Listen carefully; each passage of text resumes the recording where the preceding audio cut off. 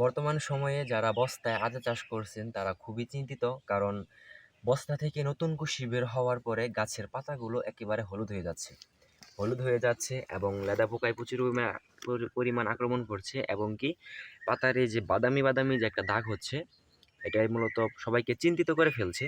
তো এটা সমাধান কি, সেটাই মূলত আজকে আমি আপনাদেরকে টোটালি বুঝিয়ে দেবো ইনশাল্লাহ। এগ্রো লাইফ ইউটিউব চ্যানেল এবং ফেসবুক পেজে আপনাদের সবাইকে স্বাগতম। আমি আছি আবির হাসান। গত দুদিন যাবৎ অনেকেই মেসেজ দিয়েছে এবং অনেকেই কমেন্ট করেছে যে আদা বস্তায় কুশি বের হওয়ার পরে গাছের পাতাগুলো হলুদ হয়ে যাচ্ছে, এটা নিয়ে কি করতে পারি। এটা নিয়ে চিন্তিত হওয়ার কোনো কারণ নেই। এই পাতা হলুদ হয়ে যাওয়া এবং লেদা পোকার আক্রমণ এবং কি যে বাদামি বাদামি দাগ, এটা হওয়ার কয়েকটি কারণ থাকতে পারে।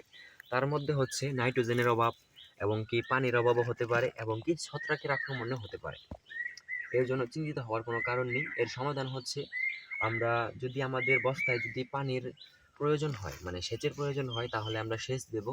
এবং নাইট্রোজেনের যদি ঘাটতি থাকে তাহলে আমরা ইউরিয়া সার অল্প পরিমাণে ব্যবহার করতে পারি। এবং রাসায়নিক দমন হচ্ছে আমরা স্প্রে করতে পারি। তো স্প্রেটা হচ্ছে আমরা ছত্রাকনাশক হিসেবে এই কম্পিনিয়ন, যেটা ম্যানকোজেব আছে 63% এবং কার্বনডাজিম আছে হচ্ছে 12%। এটার উপকারিতা হচ্ছে, কার্বনডাজিম যে গ্রুপটা, এটা মূলত গাছের ভিতরে যে অন্তর্বাহী, এটা গাছের ভিতরে যদি কোনো সমস্যা থাকে, মানে গাছের উপর থেকে নিয়ে নিচে যদি সমস্যা থাকে, যা ধরে ছত্রাকের আক্রমণ যদি নিচে থাকে, তাহলে এই কার্বনডাজিমের কারণে এই সমস্যার সমাধানটা হবে।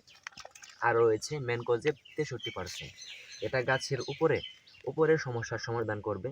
এই যে গাছের পাতা যে এই যে হলুদ হয়ে যাচ্ছে এবং এই যে বাদামি দাগটা হয়ে যাচ্ছে, তো এটার সমাধানটা করবে এই ম্যানকোজেব।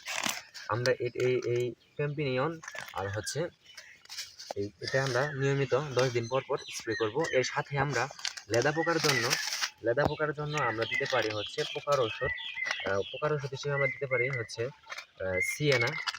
সিয়ানা, যেটার মধ্যে রয়েছে অ্যামামেকটিন ও বেনজোয়েট 4%।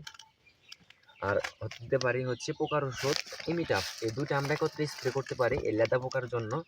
তবে এটা ব্যবহার না করলেও চলবে, এটা একটু ব্যয়বহুল। যারা অল্প পরিমাণে করেছেন তারা বাজার থেকে 25 থেকে 30 টাকা নেবে, সেটা হচ্ছে ওয়ান্ডার।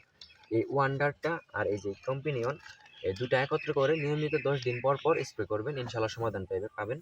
তো এই কম্পিনিয়ন বাদে আপনারা অন্যান্য স্প্রে করতে পারেন, ম্যানকোজেব এবং কার্বনডাজিম গ্রুপের হলেই হলো। এই দুটা খুব ভালো কার্যকারী।